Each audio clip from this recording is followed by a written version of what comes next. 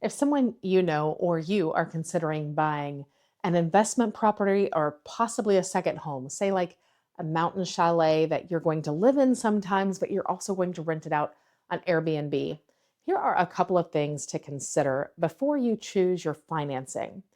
It used to be that if you were buying a second home, you would get a much better interest rate than investment property.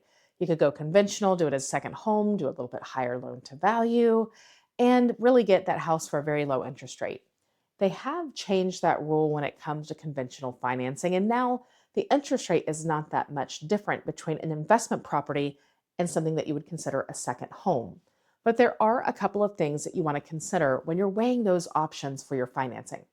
First, let's talk about down payment.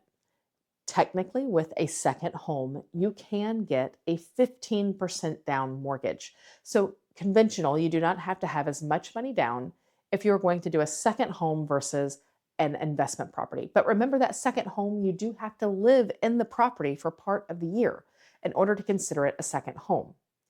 Now, if we go to an investment property, there could be income derived from that property that could help you qualify for the mortgage. An investment property allows you to use that future rent. So if you're going to rent it out, if you have got a lease on the property, things like that, you can actually use the rent schedule in order to come up with some income and help you qualify for said investment property. That is not something you can do on a second home at all. So no rental income can be used to qualify on that second home when you're going to finance it.